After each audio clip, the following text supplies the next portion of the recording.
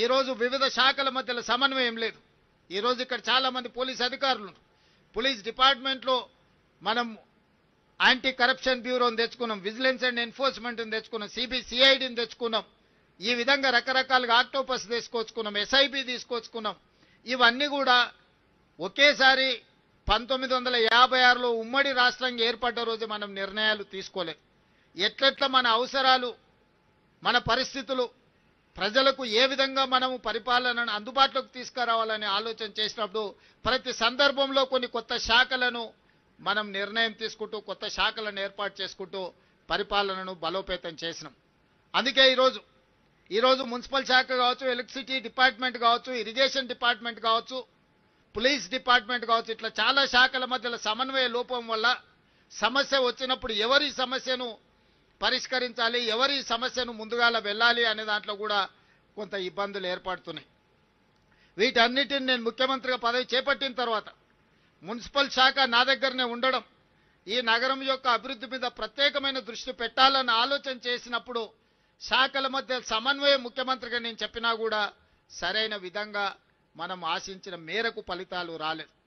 అందుకే అధికారులతోని అదేవిధంగా అనుభవజ్ఞులతో నేను మాట్లాడినా దీనికి పరిష్కారం ఏంది అని. అదేవిధంగా బెంగళూరులో మన జరిగిన సమ్మర్లో 1600-1700 ఫీట్లు బోరేసిన తాగునీళ్లు లేక గొప్పగా అభివృద్ధి చెందిన బెంగళూరు నగరాన్ని నుంచి పెద్ద పెద్ద సంస్థలు వలసలు పోయే పరిస్థితి వచ్చింది. బెంగళూరు ప్రకృతి పరంగా చాలా గొప్పగా ఉంటుంది, కానీ మొత్తం కాంక్రీట్ జంగులు అవ్వడం వల్ల, అక్కడ చెరువులను పరిరక్షించుకోకపోవడం వల్ల, నీటి నిల్వలను ఒడిసి పట్టుకోకపోవడం వల్ల బెంగళూరు నగరము దాదాపుగా మొన్నటి ఎండాకాలంలో తాగడానికి నీళ్లు లేక విలవిలలాడి బెంగళూరు నగరంలో ఉన్న ప్రజలు వలసపోయే పరిస్థితి వచ్చింది. అదేవిధంగా ముంబైలో చిన్న వర్షం వస్తే అతలాకుతలం అయిపోయే పరిస్థితి వచ్చింది. అక్కడ ఏ సంస్థలు పనిచేయలేని పరిస్థితి. మీకు అందరికీ తెలుసు, చెన్నైలో వరదలు వస్తే 2 ఫ్లోర్లు 3 ఫ్లోర్లు నగరమంతా మునిగిపోయే పరిస్థితి. అదేవిధంగా ఢిల్లీ కాలుష్యంతో పార్లమెంటే కాదు, ప్రభుత్వ పాఠశాలలే కాదు, ప్రభుత్వ కార్యాలయాన్ని కూడా సెలవులు పెట్టే పరిస్థితి. ఈ దేశాన్ని పరిపాలించే ప్రధానమంత్రి, హోంమంత్రి, అన్ని శాఖలు, ప్రపంచ దేశాల పట్ల నిర్ణయాలు తీసుకునే ఢిల్లీ నగరం ప్రకృతిని మనం కాపాడకపోవడం వల్ల, కాలుష్యాన్ని నియంత్రించకపోవడం వల్ల పార్లమెంటు నుంచి పాఠశాలల వరకు సెలవులు ప్రకటించుకునే పరిస్థితి వచ్చిందంటే ఇది ప్రకృతి తప్పిదం కాదు, మానవ తప్పిదం. మనం చేయాల్సిన ఆలోచనలు, తీసుకోవాల్సిన నిర్ణయాలు సరైన సమయంలో తీసుకోకపోవడం వల్ల ఈరోజు ఢిల్లీ నగరం కావచ్చు, ముంబై కావచ్చు, బెంగళూరు కావచ్చు, చెన్నై కావచ్చు, కల్కట్టా కావచ్చు, ఈ మెట్రోపాలిటన్ సిటీస్ అన్ని కూడా ఈరోజు నివసించడానికి యోగ్యంగానే నగరాలుగా మారుతున్నాయి. ఇది మన కళ్ళ ముందు కట్టినట్టుగా మన కళ్ళ ముందే కనిపిస్తుంది. ఇంత ఉపద్రవం ముంచుకొస్తున్నా ఆ ఉపద్రవం నుంచి మనము గుణపాఠం నేర్చుకోకపోతే, ఆ గుణపాఠం నుంచి మనము దాన్ని పాఠంగా స్వీకరించకపోతే రేపు హైదరాబాదు నగరం కూడా ఈ 4-5 నగరాలతో పాటు 6వ నగరంగా వాటి సరసన చేరే పరిస్థితులు ఉన్నాయి. అందుకే రాష్ట్ర ప్రభుత్వం ఆలోచన చేసి ఎవరు ఏమనుకున్నా సరే, ఎవరు ఎలాంటి విమర్శలు చేసినా సరే నియంత్రించదలుచుకున్నాం, నిలువరించదలుచుకున్నాం, అవసరమైతే నిర్మూలించదలుచుకున్నాం ఆక్రమణదారులను. అందుకే ఈరోజు హైడ్రాన్ ఏర్పాటు చేసినాం. హైడ్రా అంటే కేవలం ఏదో పేదోళ్ళ ఇండ్లు కూలగొట్టడానికి పెట్టినట్టుగా కొంతమంది చిత్రీకరిస్తున్నారు. నాకు ఆశ్చర్యం కలుగుతుంది. వాళ్ళ ఆలోచనలు, వాళ్ళ విధానం, వాళ్ళు ఏం చేయదలుచుకున్నారు. ప్రకృతి విధ్వంసం జరిగినా పర్వాలేదు, హైదరాబాదు నగరం కుప్పగూలినా పర్వాలేదు, ఈ నగరం కాలుష్య నగరంగా మారి ఇక్కడ ఉండే ప్రజలు వలసపోయి పారిపోయినా పర్వాలేదనే ఒక కుట్ర, కసి, కడుపు మంట వాళ్ళ మాటల్లో కనిపిస్తుంది. అందుకే ఈరోజు హైడ్రా అనేది కేవలం కూలగొట్టడానికి కాదు, నిర్మాణాలు చేయడానికి, ఆక్రమించుకున్న వాళ్ళని నియంత్రించడానికి ఎంత గొప్పవారైనా ఖచ్చితంగా చట్టం ముందు సమానులే అని నిరూపించడానికి ఈరోజు తీసుకొచ్చినాం.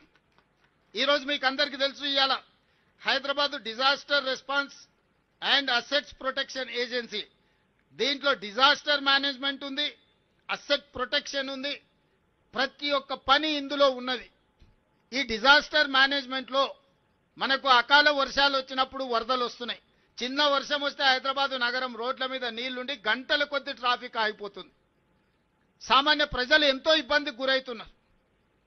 ఈ మధ్యకాలంలో వర్షాలు వరదలు వచ్చినప్పుడు ఇళ్లలకు నీళ్లు వచ్చి రెండు ఫ్లోర్లు నీళ్లు వచ్చి జీవిత కాలం కష్టపడి సంపాదించుకున్న తిను బండారాల నుంచి ఉప్పు పప్పు బెల్లం చింతపండు నుంచి మొదలు పెడితే వాళ్ళు కొనుక్కున్న టీవీలు సైకిల్ మోటార్లు లేకపోతే పిల్లల చదువులు పిల్లల సర్టిఫికెట్లు కట్టు బట్టలతో సహా నీళ్ళల్లో మునిగిపోయి పేదలకు అన్యాయం జరిగింది. ఆనాడు కుటుంబానికి 10,000 ఇస్తామని అన్నారు. 10 లక్షల ఆస్తి నీళ్ళల్లో మునిగిపోయి కన్నీరు మున్నీరు అవుతున్న కుటుంబాలకు 10,000 రూపాయలు ఏ మూలకు సరిపోతాయి ఆలోచన చేయండి. ఇంతకుముందే మన వాళ్ళు చూపించారు.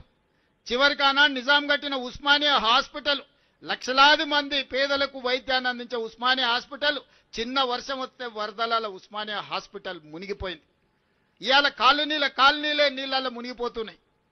మరి వీటన్నిటి నుంచి ప్రజల్ని కాపాడాల్సిన బాధ్యత ఈ ప్రభుత్వానికి లేదా? ఈరోజు రోడ్ల మీద చిన్న గాలి వస్తే ఆ గాలికి చెట్లన్నీ ఇరిగి రోడ్ల మీద పడుతున్నాయి. కరెంటు స్తంభాలన్నీ ఇరిగిపోయి పడుతున్నాయి. కరెంటు పునరుద్ధరించలేని పరిస్థితి. కాలనీలకు రోజుల కొద్దీ కరెంటు ఇవ్వలేని పరిస్థితి. ఇదే కాదు, బలవంతులు గేటెడ్ కమ్యూనిటీ అనో లేకపోతే రాజకీయంగా పెద్దలం అనుకున్నోళ్ళు చిన్న చిన్న బస్తీల రోడ్లకు గోడలు అడ్డం కట్టి పేదవాళ్ళు మా కాలనీల వైపే రావద్దు చూడొద్దు అన్నట్టుగా వాళ్ళు అధికారాన్ని అడ్డం పెట్టుకొని ఈరోజు పేదలకు ఇబ్బంది కలిగిస్తున్నారు. అందుకే వీటన్నిటిని పరిష్కరించడానికి ఈరోజు హైడ్రా కూలగొట్టడానికే ఉంది అని అపోహలు ఏవైతే కల్పిస్తున్నారో, హైడ్రా అనేది ఈ రోజు వర్షాలు వస్తే నిమిషాల మీద రోడ్ల మీద కూలిన చెట్లను అడ్డు తొలగిస్తున్నారు. నిమిషాల మీద మీకు కట్టైన మీ కాలనీలకు రాని కరెంటును పునరుద్ధరించే పని చేస్తున్నారు.